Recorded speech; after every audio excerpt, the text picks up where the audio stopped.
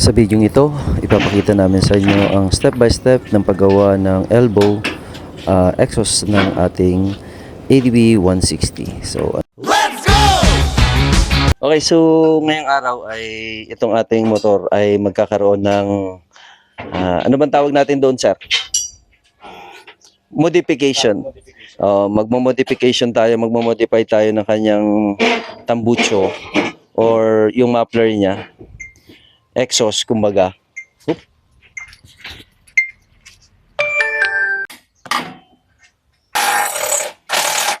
So guys, ayan. So first stage ay ng pagbabalik ng exhaust natin ay kailangan natin tanggalin yung mismong stock pipe niya.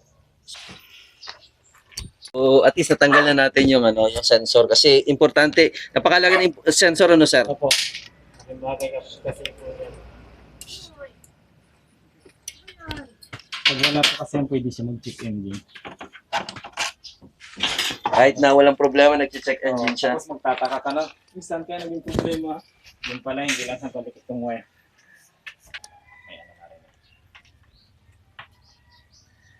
Ayan, Sisimula na yung pagkakating. Yan, kasi yan yung gagamitin natin na elbow. Yan pa rin. So, para ang gagawa na lang ay lalagyan na lang siya ng parang plug and play. Ayan.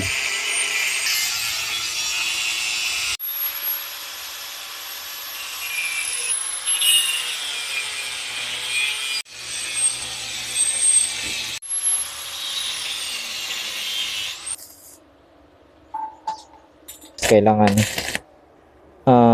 Ano na yan, sir? Headers na yan. Opo. So, ito na yung ginagawa ngayon, yung headers niya. Kailangan walang singaw para pag natapos mo na siya bapingin, di ka na babalik pagkabit mo ulit. Oo, kasi pag may singaw talaga nga naman, nakabit mo na, tapos babaklasin mo ulit. Babaklasin mo ulit. Ito yung importante na pinakamatibay na part ng Kasi ito talaga yung unang bumibigay kahit sa stock. Lalo na siguro sa mga yung mga aftermarket Opo. Kasi commercial na yun masyado eh. Manipis po yung sir, yung tubo na gamit nila doon. Yan. Nagre-react siya ng titanium.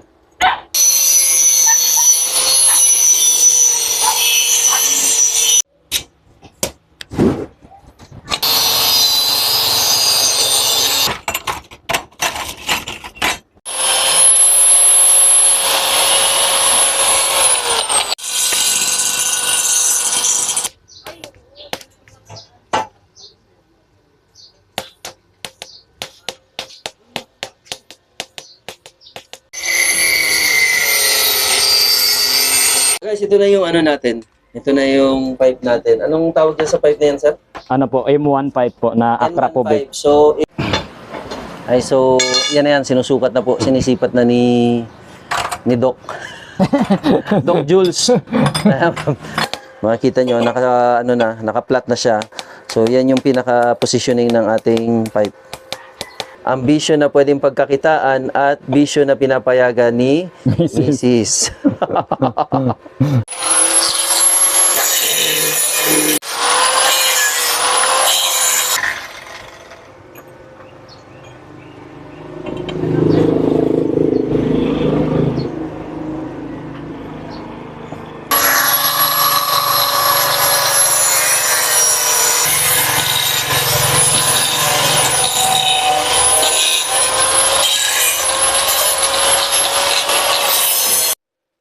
So ito na yung pinaka-nitty-gritty sa paggagawa ng elbow.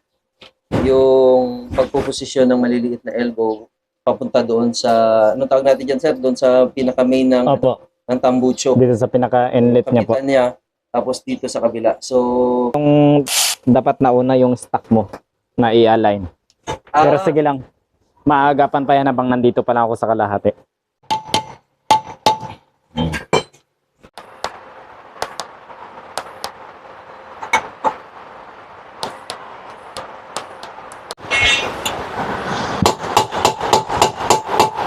Hindi mo kayang bantayan yan.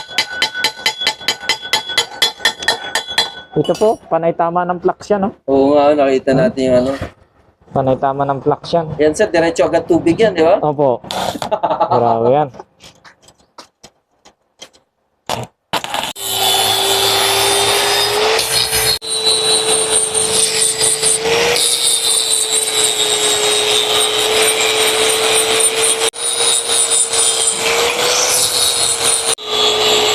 naman yan, sir? Bathing soap po. Bathing soap. Yan, alahin mo. Pwede na rin to.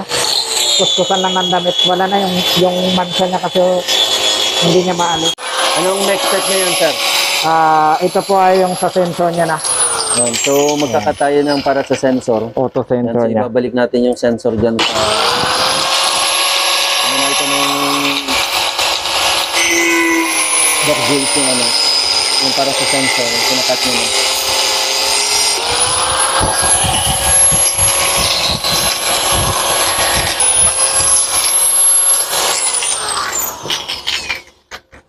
Gano'ng kahalaga yung ano, Jules, yung sensor natin sa motor natin?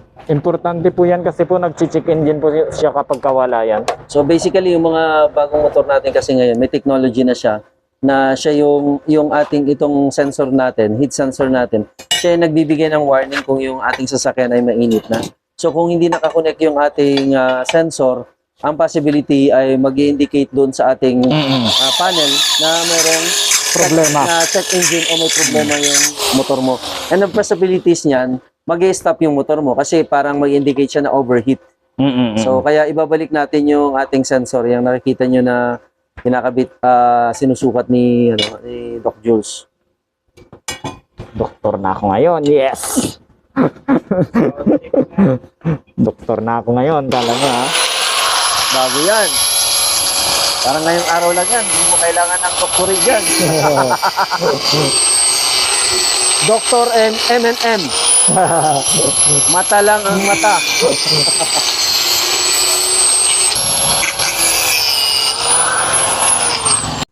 Kung marami kang custom... Ito maganda Grabe, dahil parang, unit ko yung pinagawa ko. Parang sinuka to. parang sakto ay. Grabe talaga sa doctorate. Pag doctorate ka talaga, mata-mata, doctorate in mata-mata. Yun, lupit to. Tignan nyo guys. Tignan nyo yan, oh. Aroy! Ito, maganda talagang kalikutin yung mga ganyan, oh. Saktong-sakto talaga. Big sabihin talaga, yung kamay ni Doc Jules, para lang talaga dito sa mga ganito. Pero mahilig din to mga likot ng kayo na ito. Pero sabi nga, ang pinapayagan ni Mrs. na kalikutin niya, ito mga ganito lang. Yan. All weld.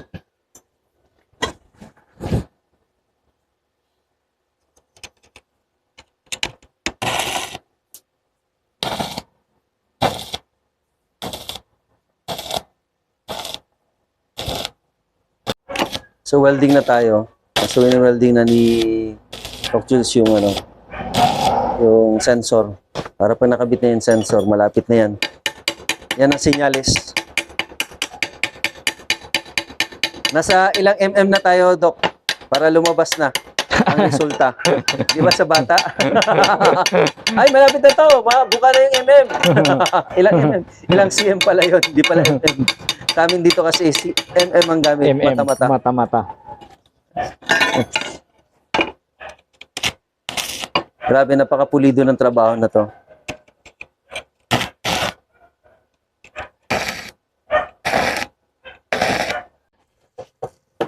Linis naman tayo.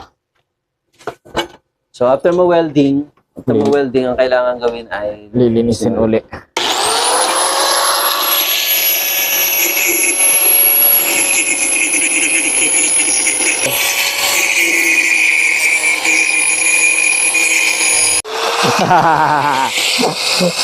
Kasi kung hindi, pag may lumagapak lang dito,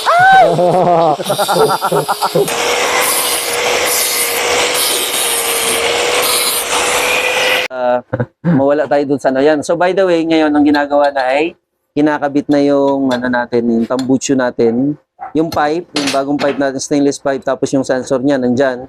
Okay? As long na hindi tayo nakakasagabal, dikit lang natin ng konti para makita natin pag-install. Yan, installation na tayo ng pipe natin. Doc, yung pipe natin, anong size na mga usually ginagamit mo na pipe para sa mga ganitong small CC? Madalas po, pagdating po dito, uno lang po. Pero dahil gumamit po tayo ng 51mm, kailangan po natin dayain dito sa 1 1/4 tapos 1 1/2 po. Okay. Yan, para alalay siya. Yan. Palaki. So, yan ang isang bagay na hindi tinipid at na maganda yung quality. Yan. So, ito na. Moment of truth. Yan, the moment of truth na ito mga kamotor. Yan.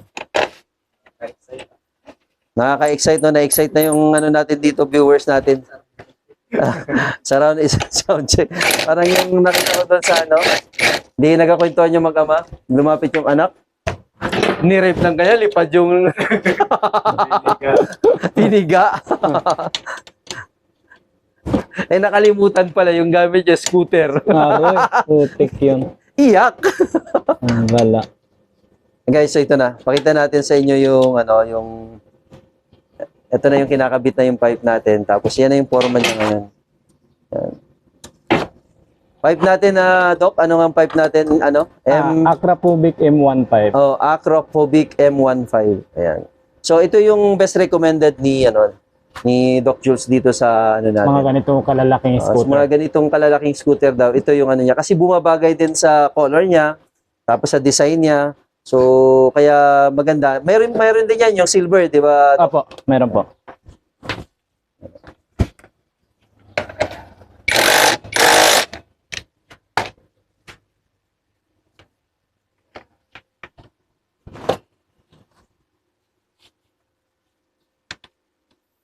Sa mga interesado magpagawa, guys, contact nyo lang si Sir Jules. Pwede nyo pong hanapin yung kanyang sa Facebook page niya, nakalagay naman doon Vision Moto. Yan, Palawan. Mayroon po doon contact number. Yan. Doon po yung contact number na nakita natin, kaya kinontak po natin siya, natawagin natin. Kasi nagme-message ako, talagang busy lang talaga yung kamay niya sa pangangalikot. Huwag nyo nang itanong kung ano yun, pero siyempre, mekaniko siya. Oo, maraming kinakalikot. Di ba? Malay nyo ba kung naglalaba rin siya? Oo. Naglalaba. Dok, bumili ka rin ba ng washing machine dito sa inyo? Oo, bumili. Oo. Kung ano nabili mo, kasi yung sa akin, nabili ko panlalaki. Ay, ganun. Kaya no choice ako eh. Dapat pala, pag bumili ka, pambabae. Oo. Alam mo ba yung pambabae na washing machine? Ano ba yan? Yun yung may dryer. Ah, Kasi tayo, piga tayo ng Piga ng piga. Yun ang problema. Ay, nako. Okay, sound check tayo mga kamotor. Doon sa kabila, yan, sa kabila. Yun na, sigurado. Napakaganda ng setup. Tingnan nyo. Wow. Look at that. Woo!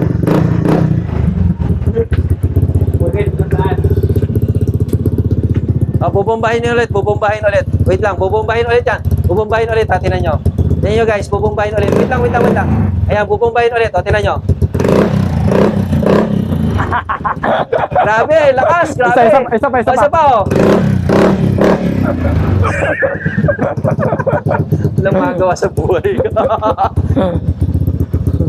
Grabe, sound check pa lang, ganda. Ano naman tawag yan dyan, moderate naman yung kanyang yung labas ng hangin, yung tunog niya, moderate na moderate. Napakaganda, napaka-brusko. Yan, napaka-brusko yung tunog niya. Hindi siya nakakaumay, hindi siya masakit sa tainga.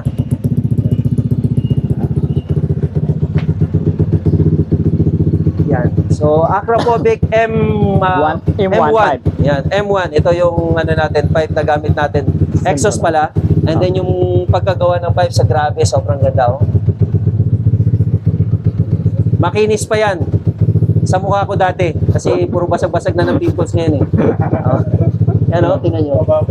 Oh. Yung mukha natin, di pwedeng ibaping. Ito pwedeng ibaping, eh. Yan. Sa ex ko. Sorry. Mas maganda to. Mas maganda to sa'yo. Nice one. Grabe, sobrang ganda.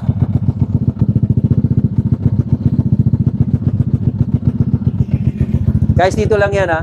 Kung gusto nyo makita yung yung shop ni Doc Jules. Barangay San Jose, sa mga taga Palawan, sa mga taga Puerto Princesa, Barangay San Jose po tayo, Lumboy Street. Yan, makikita nyo dito yung kanyang shop. Pwede nyo rin po siyang i-message sa Facebook. Meron po siyang Facebook page. Yan, Vision Moto Palawan. Vision Moto Palawan po. Nandoon, makikita nyo yung number niya. Direction, makikita nyo rin. Madali lang po kausap itong tao na to. Yan. Madaling kausap, mahirap i-spelling. Oo. Madaling kausap, bahala ka na mag-intindi.